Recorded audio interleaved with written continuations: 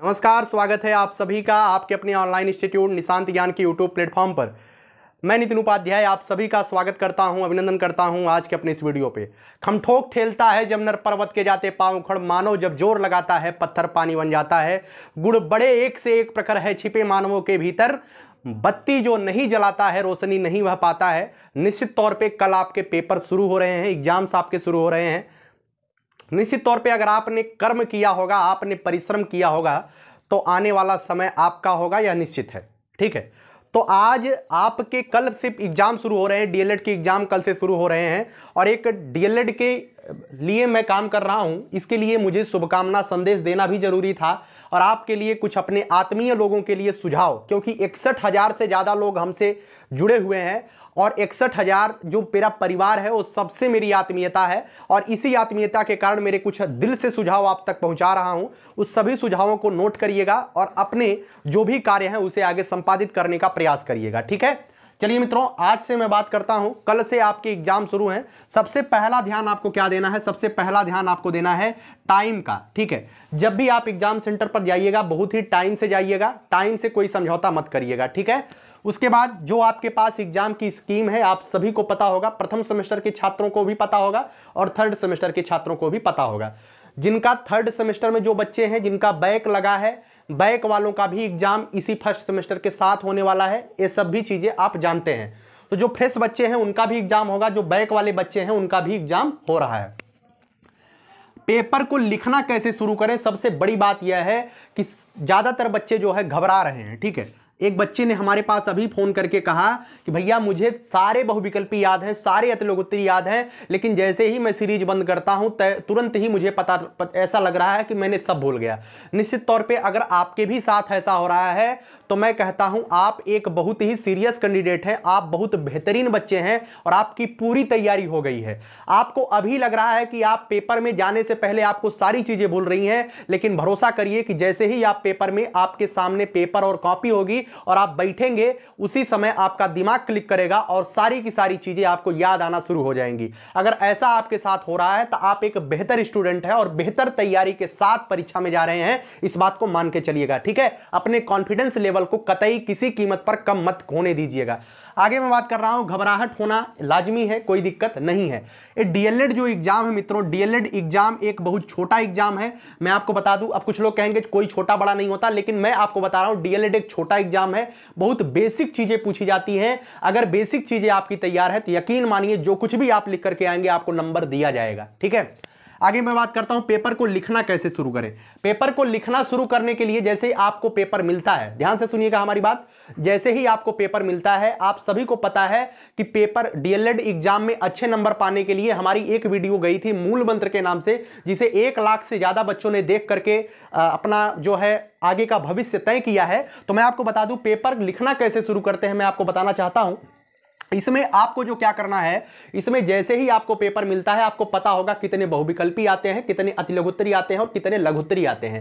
Paper आपको 15 minute पहले जो आपकी कॉपी होती है, पेपर नहीं कॉपी जो होती है, आपको 15 मिनट पहले मिलती है, ऐसा मुझे पता है। ठीक है, तो जितने भी पहले आपको कॉपी मिलती है तुरंत ही आप जो है पेपर में, आपकी कॉपी इस तरीके से होती है ना, आपकी कॉपी जो है इस तरीके से होती है।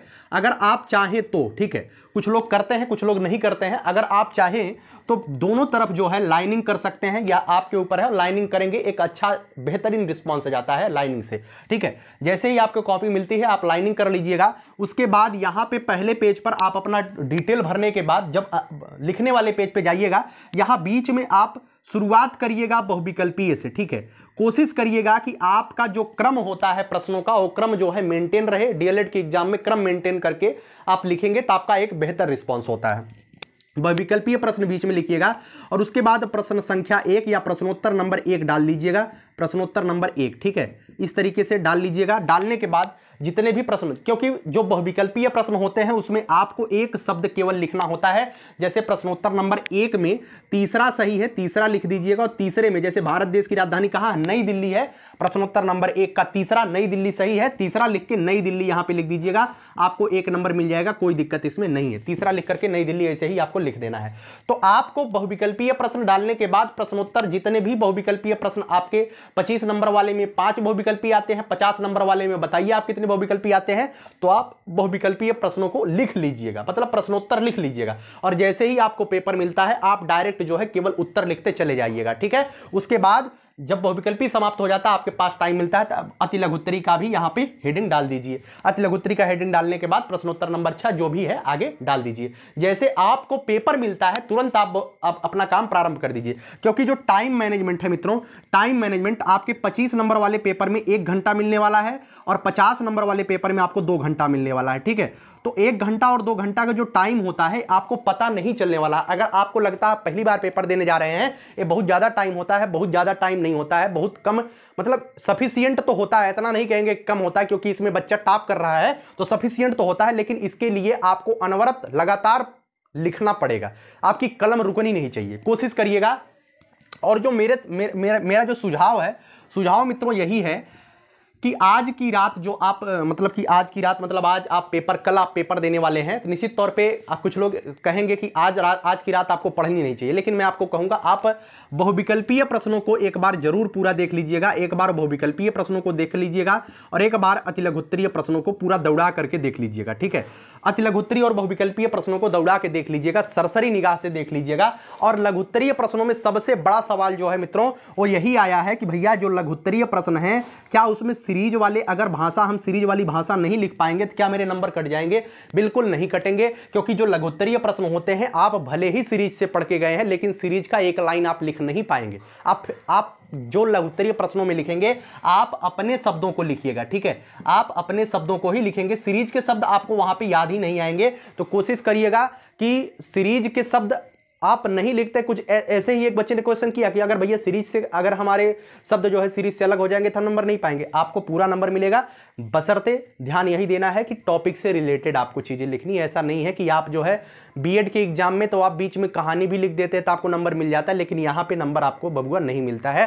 तो आपको कंटेंट से रिलेटेड ही चीजें लिखनी है, ठीक है। तो लघुत्तरीय में ऐसे ही करिएगा। और सबसे बड़ा क्वेश्चन ये है कि भैया लघुत्तरीय में कितने शब्दों में लिखेंगे हम, मतलब एक पेज में कितने लघुत्तरीय हम लिखें। तो मैं बताऊंगा एक पेज में अगर आप लिखना चाहते हैं, जैसे एक पेज देखिए, एक आपका पेज है, ठीक है, एक आपका पेज है, यहां पे आपने लघुत्तरीय प्रश्नोत्तर संख्या प्रश्न संख्या डाला और यहां से आपने लिखना शुरू किया, यहां से अगर आधे में खत्म हो जाता है लघुत्तरीय प्रश्न, 5 से 6 लाइन में लघुत्तरीय प्रश्न आपका खत्म हो जाता है, तो डायरेक्ट यहां से आप प्रश्नोत्तर नंबर 7 डाल दीजिए।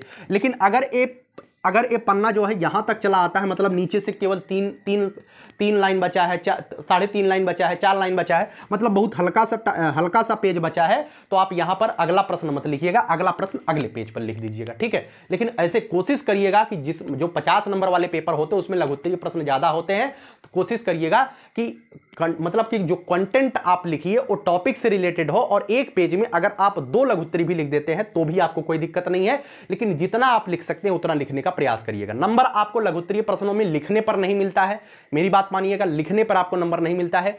जितना आप बेहतर क्वालिटी लिखेंगे वही आपको नंबर दिलाएगा। और जो आपका नंबर तय करने वाला है, मैं फिर से कह रहा हूं, जो आपका नंबर तय करने वाला है वह आपके बहुविकल्पीय और अतिलघुत्तरीय प्रश्न आपके नंबर तय करने वाले हैं। बहुविकल्पीय और अतिलघुत्तरीय प्रश्नों में अगर आपने गलतियां कर दिया है और लघुत्तरीय प्रश्न चाहे 4 पेज का एक प्रश्न लिखे रहिए, तब भी आपको उतना बेहतर नंबर नहीं दिया जाएगा जितना इससे फर्क पड़ने वाला है, ठीक है, मेरी बात मान लीजिएगा। और उम्मीद करता हूं आज जो है अभी इतनी ही चीजें आपको बताना था।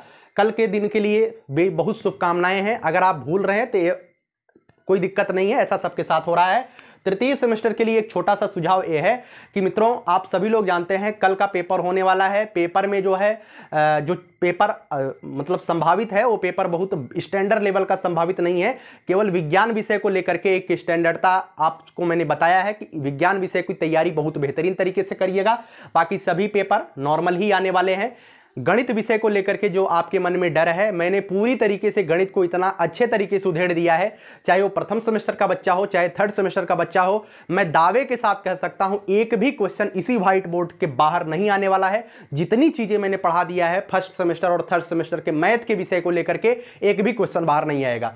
और सीरीज की बात करें, जो भी बच्चा सीरीज पर विश्वास किया है, सीरीज को पढ़ाई किया है, अपनी सीरीज को लेकर के आप कॉन्फिडेंस रहिएगा। अगर किसी क्वेश्चन में आपको कंफ्यूजन हो रहा है तो उस क्वेश्चन से आप पीएचडी करने का प्रयास मत करिएगा, क्योंकि वह क्वेश्चन जो भी आपको लिखा गया अगर वो बिल्कुल गलत है तो उसको आपको जानना पड़ेगा। नॉर्मल क्वेश्चन गलत होता तो आप जान जाते हैं, लेकिन अगर ऐसे क्वेश्चन गलत होते हैं जो कि आपको पता भी नहीं है और आप उस पर शोध कर रहे हैं, पीएचडी कर रहे हैं, तो यह गलत कर रहे हैं। जैसे कल जो है एक बच्चे ने हमसे पूछा, भैया बुद्धि लब्धि के सूत्र का सर्वप्रथम प्रयोग किसने किया था, बुद्धि लब्धि के सूत्र का जन्मदाता कौन था। तो बुद्धि लब्धि के सूत्र का जन्मदाता मित्रों स्टर्न थे। कौन थे? स्टर्न थे। स्टर्न साहब ने बुद्धि लब्धि का सूत्र दिया था मानसिक आयु बटे वास्तविक आयु। क्या होता है? मानसिक आयु बटे वास्तविक आयु होता है कि वास्तविक आयु बटे मानसिक आयु होता है? ठीक है, आप बताइएगा। तो स्टर्न साहब ने ये दिया था, और जो टर्मैन साहब थे, टर्मैन साहब ने दिया था, टर्मैन साहब ने इंटू 100 कर दिया था। लेकिन अगर आपसे क्वेश्चन में पूछ लिया जाए कि बुद्धि लब्धि के सूत्र के जन्मदाता कौन रहे, तो स्टर्न साहब थे।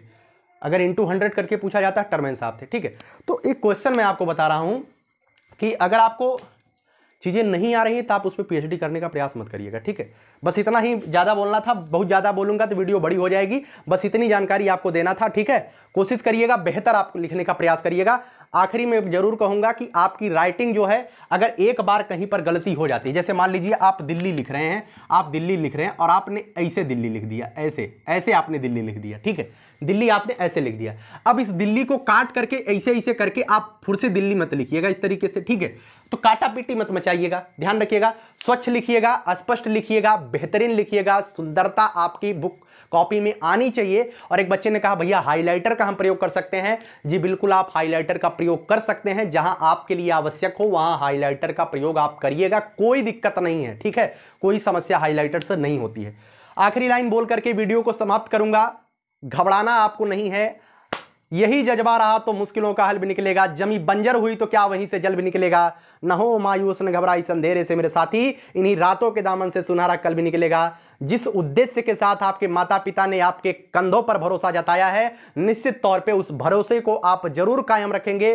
कल का दिन आपके लिए शुभ हो। आप बेहतरीन तरीके से अपने आने वाली पीढ़ियों को मजबूत करने के लिए जो लड़ाई लड़ने के लिए पहली सीढ़ी पर आप चढ़ रहे हैं, उसके लिए मैं शुभकामनाएं देता हूं। जीवन में आप बहुत बेहतर करेंगे। ये तो अभी एक डीएलएड का मात्र एग्जाम है। जो भी सपना आपने देखा है, आपने अपने माता पिता को एक सपना दिखाया है शिक्षक बनने का, वो 100% पूरा होगा। हम आपके साथ हैं, आपके साथ अनवरत प्रयास करेंगे, दिल से मेहनत करेंगे। आगामी समय में आपको उच्च स्तर तक पहुंचाने का पूरा प्रयास हमारी तरफ से रहेगा। बहुत बहुत धन्यवाद। जय हिंद, जय भारत।